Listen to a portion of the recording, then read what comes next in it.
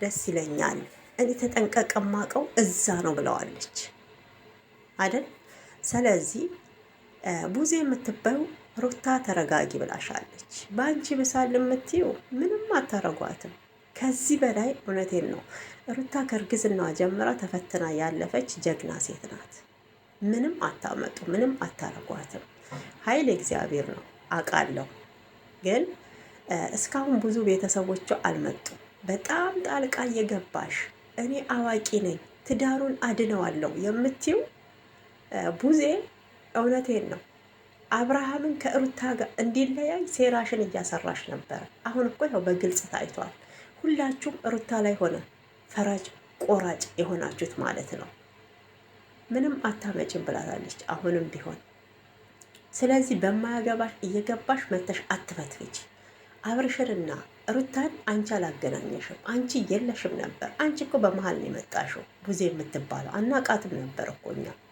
እህቴ ነች ብሎ ከአሜሪካን ነው ከየት ነው ዲያስፖራ ነች ብለው መጣይ ብሎ ነው አንድ ጊዜ አብርሃምንና ሩታን ለማስታረቅ በመሀል ግጭ ተፈጥሮ የገባችው። ከዛ ነው ወዲህ በቃ ቆራጭ ፈላጭ ነኝ አይዞሽ እያለች ግን ሩታን መቃብር ስጨምሪያት ነበረ። ግን ሰው ያለ ቀኑ እንደማይመት በሩታን ያየ ነው። እውነቴን ነው የምላችሁ በሩታን ያየ ነው ማለት ነው። ሄርሜላ እኮ ትናንት የመጣች ልጅ ናት። ጭራሽ ከሀገር የፈለግሽበት ሂጂ። ምን ነው ኢትዮጵያ እኮ 86 ነው 88 ብሔር ብሔረሰቦች የሚኖሩበት ሀገር ነው አይደል እንዴ? ስለዚህ ሀገር የጋራ ነው፣ ስም የግል ነው እንደሚባለው ማለት ነው። አንቺ ልታስወጫት አትችይም። አነጋገርሽ ምንድን ነው እንዴ? ምን ነው የናል ትልቅ ሀገር ነው ቁጭ ብለሽ የመጣሽው ተብሎ የለ እንደ አይምሮሽ ገና አልበሰለም?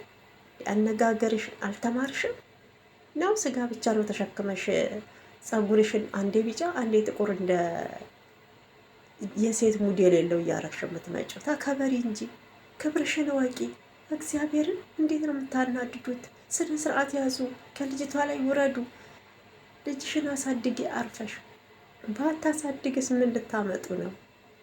ሩታ አንበሳ ናት። ሩታ የሚዲያው መሪ ናት። ሩታ ጀግና ናት። እውነቴን ነው።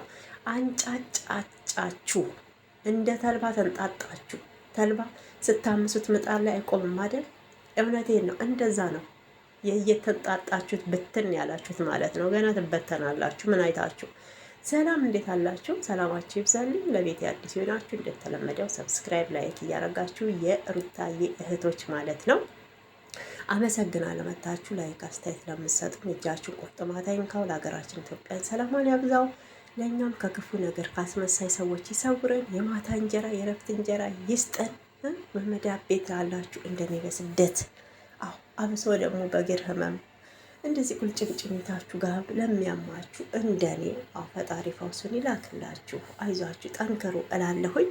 አሁንም ላይክ ሰብስክራይብ ማድረጋችሁን እንዳትረሱ። ወዳችኋለሁ። ፈጣሪ አክብርልኝ።